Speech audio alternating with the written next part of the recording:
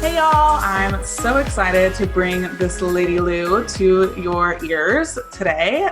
She is such a smarty pants when it comes to data and numbers and metrics and all of the things that are exciting to me anyway, and to her.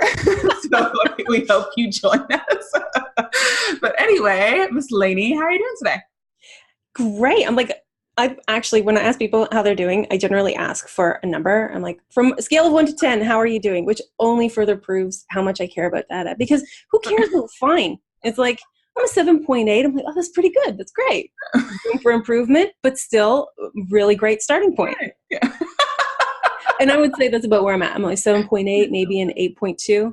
Oh, that's a nice range. That's a nice Where are you at? healthy range.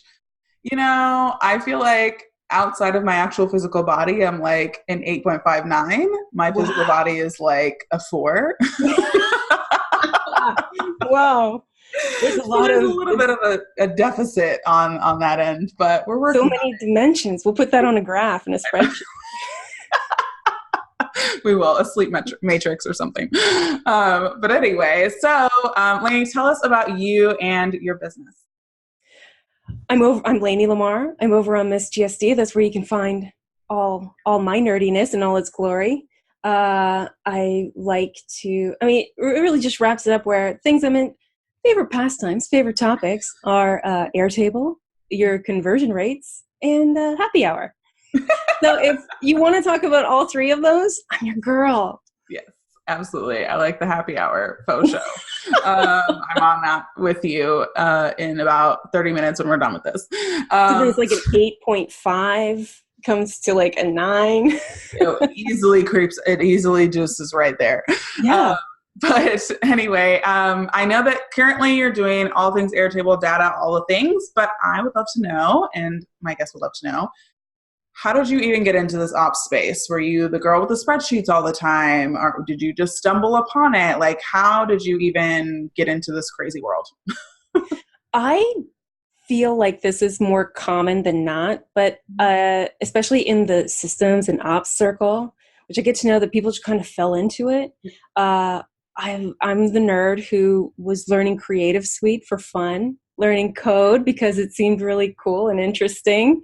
And there's no way that you can start learning those sorts of things on your own without formal learning, sort of like college and stuff like that. If you're going to seek it out on your own, you're going to find these online circles of people who are monetizing it, who are making livings off it, who want to know what you know, who want you to do stuff for them. And all of a sudden people are throwing money at being like, hey, you know a lot about this. Why don't you do it for me? And I'm like, okay.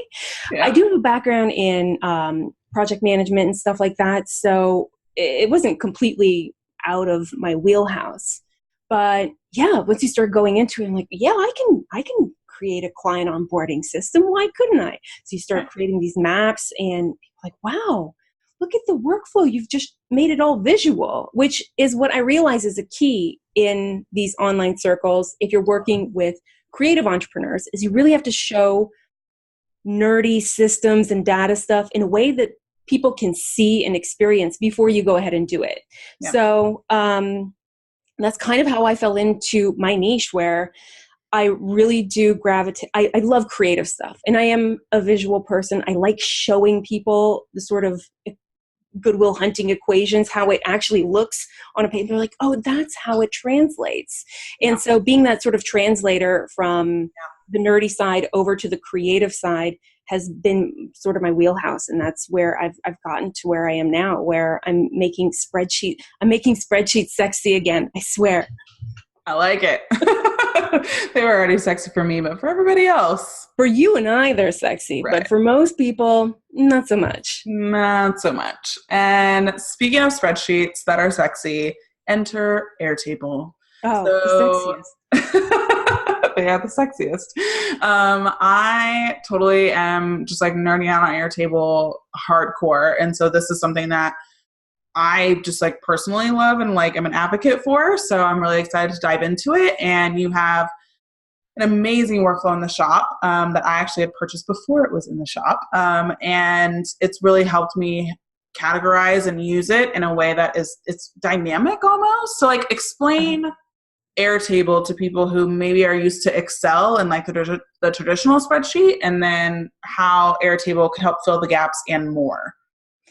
I don't even compare it to Excel. I really do compare it to like an Asana or a Trello, Okay. except without that checklist mentality, because I think that people get into the habit of just adding things to their checklist, without accounting for why those things are important to do, which Airtable, if you design it properly, which I have, but if you set it up in a way where you're creating a to-do list, like you always would, but you're always holding yourself accountable to those big goals that you set for yourself because of the way that it's set up, and also the way that you can have complete control over the views. So when you're looking at a spreadsheet, you're just looking at a spreadsheet with a database. Or if you're looking at Trello, you're looking at cards. But what if you could look at all of that information exactly the way you wanted it to? So when you could filter information and have it show up, not the way it would in a spreadsheet, but with the color coding and the emojis and all the fun visual prompts. You can have a gallery view, you can have a form view, you can collect information from clients that automatically populates into your project management system without having them to see all of the back end of what you're doing.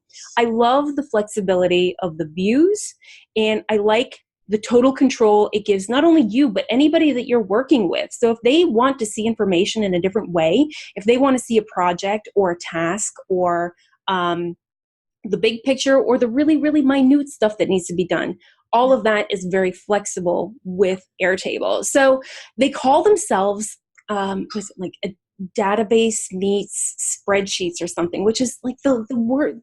They need to figure out how to brand this better, because it really is a project management system that works as a spreadsheet. And I'm not even explaining all that well, but I'm not a copywriter. I'm a data person.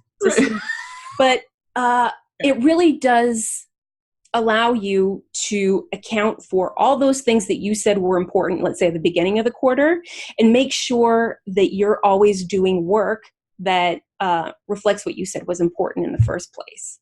Yes, 100%. And I know that for me, the fact that you can do the different views, like you talked about, is big, because if you do have different people on your team, maybe they are like a card person like Trello. So like Kanban, people are familiar, you just move the tiles to the next stage. But for me, I'm much more of like, I'll change the stages in the spreadsheet form so then I can separate it to see what's been done, what's not been done in like a very linear step. And so I think having that flexibility and even myself, I like content in Kanban, but I like clients in spreadsheets, and I like this in this other view. So I think the robustness of it, but also the simplicity at the same time, it's done really, really well. So it's done exceptionally well. And it's also done in a way where you, as the owner of the Airtable base, and so a project is called a base,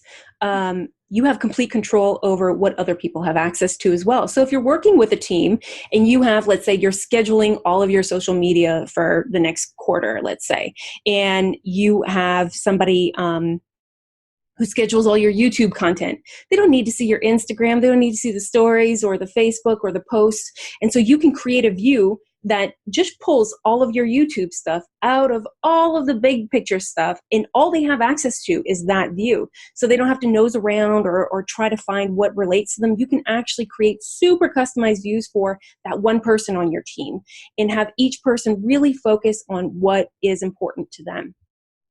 I love that. And because especially with just confidentiality with some things, like it's like, okay, permissions and all of that, like it does a really, really awesome job. So specifically for Airtable Like a Boss, what is it specifically? We're going to talk about your content planning base, so content planning project. How has that helped you or your clients or your customers with making sure that their content is getting done and getting executed and implemented? Because that's obviously the biggest thing that Airtable helps you with, is the execution on things. So how does your base do that? How does it actually help you with the implementation side? I think the best thing about the content planning base, or whether you want to call that like blog strategy or however you want to call it, people tend to create content based on the brilliant ideas they have. And everyone, like these creative geniuses, we know what it's like. You have 1,000 good ideas a day. Like not even, you have 1,000,000 ideas a day and 1,000 good ones, and you can't possibly act on all of them. Mm-hmm. And the ones that you feel really passionate about might not be aligned with what you're trying to accomplish in your business. So my content planning base is designed around, for starters, we start off with figuring out what your messaging is. So you really want to have those 3 to 5 core big brand messages that you stand by, that you promote, that is on brand for you. Yeah. And then you have another table where you have all of your offers listed, whether those are paid or free. And you would list out all of your offers so that when you're creating content, every time you're going to create, whether it's a YouTube video or a blog post or a Facebook post or whatever it is, making sure that 1, it relates to one of your offers, whether that's paid or free, and 2, that it reinforces your big brand message so that you're always on brand, that you're always reinforcing what it is that you stand for, what it is that's important to your messaging. So the way I've set it up makes sure that you're never creating content that isn't aligned with those 2 things, and also making sure that everything that you promote either gets you paid or grows your list, because that's what content is supposed to do. That's the reason you're doing it. So you never lose sight of those 2 big goals when you're putting content out there. Which is, I mean, I think it's like, duh, when you say it as simply as you say it. And when you are the ideas person, like you aren't thinking about the longevity of your idea. You're just like, it's a good idea. We just need to like put it out there, even though it's not attached to anything and has no purpose, like besides just like getting it out. And I think that if you're feeling like I want to get it out, like I found that some people just need an outlet for that. So I'm like, go just start a podcast on Anchor or something. Like just go put it over there. And so if you just like get the urge, just put it over there and just have at it. And then everything else needs to have a purpose. Yeah. So when you type in a blog post title, let's say for whatever idea that you have, and all of a sudden you click that link button and you can't see how it relates to any of your offers, whether paid or free, and it doesn't relate to your messaging, it can be a great idea, but maybe it's a great idea for someone else. Maybe there's something you can share with somebody else and give that golden nugget to someone else. Because being able to stay on brand with the content you're putting out there is so, so important to just being able to grow. Otherwise, you're working really hard at doing a lot of stuff that doesn't really grow your business, which is what you're in there for. No matter how brilliant the idea is, and I know how heartbreaking it is because I have those brilliant ideas too, and you just gotta kill your babies expression, right? You're like, God, but it's so good. I know. Oh, those moments of brilliance. But yeah, and I think that especially in your base, because I've been in all your different bases, that one is really good about like, okay, like if you can't choose which offer or which whatever it's with, then like just let it lay there. Let it just be. And just let it sit there. And I find that when I have a brilliant idea that I really want to act on, and I put it there and I can't connect it. And I let it sit there long enough where I'm like, this doesn't have anything to do with me. And you just kind of let it go. Yeah. Yeah. I love that. And also with your workflow, does it help with the speed to execution, the speed of getting it out there? Like what other benefits are there to using your content planning base? Well, it helps you not waste so much time on stuff that's not going to grow your list and not get you paid. I mean, how much time do we spend on content? I think I don't want to say the biggest time suckage, because it's not time suckage if you're doing it right. You know, it's an investment if you're doing it right. But being able to put your time and your energy and your focus into what matters, as opposed to spreading it thin across a lot of really great stuff that's not really serving you. I mean, you work so hard that your content should work as hard for you as you do for it. Is my philosophy with it. So while it is kind of I don't want to say time consuming, but it's going to demand a little bit of attention for you to actually categorize your content. At least you know that everything you're putting out there matters. Which, again, isn't that why we're doing our business anyway? We want to do something that matters. We want to work with people that are impacting and doing something deeper than just like, which we all love money. We all love business. That's why we're here. Yay. And like, don't we want to have like a greater impact? And if you are able to do that with your content rather than just creating something that's not useful or helpful or helps the person move along, then we aren't really helping with our own mission and our own impact, which is like everything for me. It's hard for a lot of us to have the accountability system that will keep us in check, because a lot of us are either solopreneurs or we have maybe just a VA. Like there's nobody telling us, nobody keeping us in check over what we should be doing. Most of us don't have ops managers. Most of us don't have integrators. And I don't think that most people need them. A lot of people just need a way of getting those checks and balances in place to keep themselves accountable. Yeah. And it doesn't have to be a big thing. You don't have to create a big Facebook group or get a buddy system. Right. Most of the time, you just need to be able to link your ideas to that big picture vision that you set for yourself, whether that's content, whether that's quarterly planning, whether that's your finances, whatever it is, just always being able to relate that to the bigger goal.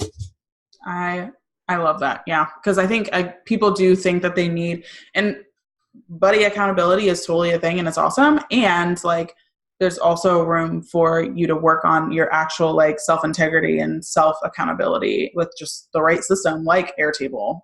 Absolutely. Absolutely. That's exactly how I use Airtable, to be honest with you, where it's constant reinforcement of that accountability. So you're not asking for accountability buddies among strangers in Facebook groups. You don't need that. You just need an Airtable base to link all your thoughts together. Yeah, 100%. I love that. And so speaking of kind of, again, what it is that we talked about, just being able to keep everything toward your goals and what you want to accomplish, I want to talk about maybe a huge goal of yours or a huge mission of yours that you're working toward for your business, outside your business, can kind of depend, but I would love to hear what that is. I love the freedom that working online has provided us. This is something that wasn't available it was kind of available 10 years ago. Right. Not at all available 20 years ago. And when you have people who live in areas or maybe even have, whether people who live in areas that they might not have access to the types of job opportunities or maybe education that would allow them to be able to build a career that they were in control of, I would love to be able to create something where people who live in more remote areas or people who don't have access to education would be able to create their own opportunities, because that's what the online world fosters. Like you can create anything you want to, as long as you are willing to work to get the skills and have the integrity of delivering over and over again. Because I think that's the key to being successful online. You have to keep showing up. You have to build that trust with people in the online circles. Yeah. And there's no reason why somebody who may not have the access to the resources that you needed 10 years ago couldn't make it happen now.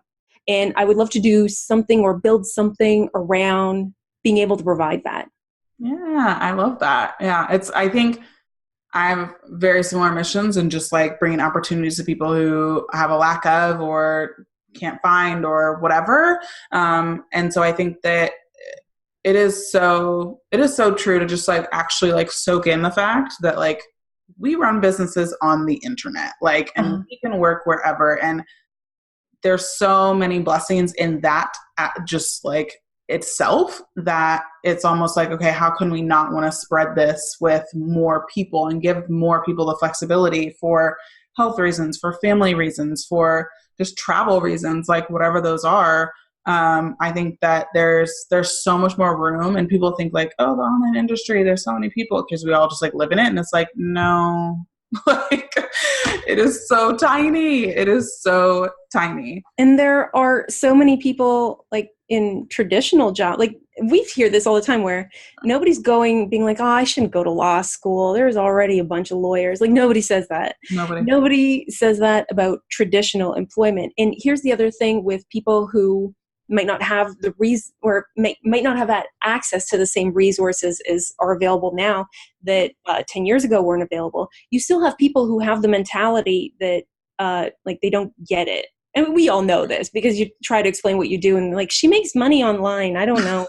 And they don't get it at all. So when somebody is going to say, well, I'm going to work online, I'm going to serve people online, I'm going to be a VA, I'm going to be an ops manager, I'm going to help people with whatever it is that your niche is. Trying to convince somebody who doesn't know what this is like, they're going to tell you you can't do it. Yeah. And so being able to give people even the access of believing what's possible, and not believing what's possible like the Facebook ads where you're like, 8 figures from your toilet seat, we'll have fights on yachts with money. Like, it's not that ad. I'm talking about really making like a legit normal, right? It's just a regular living. Totally. I know. Like I think a lot of people, it's always chasing, like, we all have to become millionaires. We all have to become, and it's like, if that's your like jam, like totally cool. Awesome. And if you just like want to make a living and want to like have flexibility, you can also do that and like enjoy. I'm not sure why the bar got to a point where it's like, is a pissing contest the right metaphor? I wish I could think of something a little bit cleaner, but it just seems to be like, do more, get it bigger. You can make $1 gazillion. Why don't you just make a living? Let's just do that. Just try doing that. Like, how do we get from like a couple thousand to now we all need to be millionaires? Like, yeah, I'm not sure where that like disconnect is, where you like it's not even an all or nothing. It's a happy, like not happy because that's a different thing, but like making a living and then being a gazillion. I don't know why there's no in between. There's nothing in between the money fights on yachts that Paul Jarvis talks about, and just like being able to take a couple trips a year and going to the restaurant 2-3 nights a week. Yeah, I totally agree with you on that. And again, it's not bad if you want either or. It's not bad if you want the middle. Like, just don't feel pressured to be one way because you think that's all that there is. Like as if that's the measure of online business success. Like totally. the 7-figure this, or you can define success the way you would have in a traditional employment opportunity. It's just having the freedom to be able to pick and choose what you want to do and when you want to do it. Yep. 100%. I love this. And I could chat with you for this forever. And also need to keep this short. So Miss Lanie, besides the workflow shop, where can people find you? So website, Instagram, Facebook, wherever you want people. Website, Miss GSD. Instagram, at Miss GSD. Nice. Facebook, please don't try to find me there. I hate Facebook so much. I don't think I've logged in like for 1.5 years. You can try to go ahead, but I'm not. I've got a box full of messages that I haven't looked at. I should be better about it. But you know what? I don't like being there. I keep saying if Facebook were a place, and now I'm just ranting, but if Facebook were a place, like I would give it the worst Yelp review. I would never go there in a real world situation. It's a horrible place. But you know, I enjoy Instagram. So come see me there and slip into my DM, say hi. Yes, exactly. Yeah. I'm much more of an Instagrammer too, so I get it. I love Instagram. Yeah, it's a lot more fun and happy. So, well, thank you so much, Lanie, for coming on the show. Really appreciate it. Thank you so much for having me.